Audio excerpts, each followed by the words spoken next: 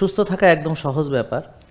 তো প্রথমে আসবো যে যেহেতু আমাদেরকে আল্লাহ তাআলা সৃষ্টি করেছেন মহান রাব্বুল আলামিন, আলহামদুলিল্লাহ তিনি আমাদেরকে জ্ঞান দান করেছেন, কিতাব দান করেছেন, নবী পাঠিয়েছেন, শিক্ষক পাঠিয়েছেন, বাস্তবে তিনি করে দেখিয়েছেন। ওই জিনিসটাকে আমরা যদি ধরে রাখি তাহলে আমরা আলহামদুলিল্লাহ এই সুস্থ থাকতে এমনিতেই পারবো। এখন হয়েছে কি, আমরা ধরেন কোরআনকে বাদ দিয়ে যখন অন্য কোনো মানে যে কোনো যে কাউকে আমি ধরেন যে জ্ঞানটা কোরআনে আছে সেই কোরআনকে বাদ দিয়ে তার বিপরীত পরামর্শ যেই দিক না কেন সেটাকে আমি যদি গ্রহণ করি তাহলে আমি ক্ষতিগ্রস্ত হব।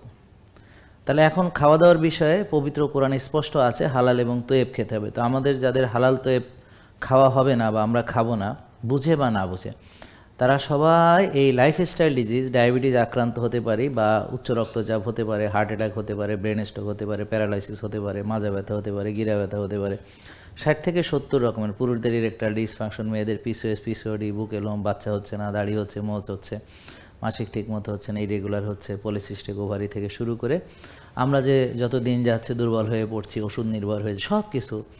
তো যতগুলো প্রবলেম, আমাদের যেই প্রবলেমগুলো ওষুধ দিয়ে সমাধান হয় না, ওষুধ চলে, এরকম সব প্রবলেম যদি আমরা তৈব না খাই তাইলে হবে। তাহলে তৈব খাওয়াটা খুবই গুরুত্বপূর্ণ। তাহলে কোরআনের আয়াতকে যদি আমরা অস্বীকার করি তাহলে অস্বীকার করা মানে হলো সেটা মানি না। অস্বীকার করা মানে হলো মানে আমি স্বীকার করি কোরআনে আয়াত আছে, আমার নামাজ পড়া লাগবে, কিন্তু আমি পড়ি না, তাহলে এটাও কোরআন অস্বীকার। তাহলে একটা হলো মুখে স্বীকার আর একটা হলো কাজে পরিণত করা।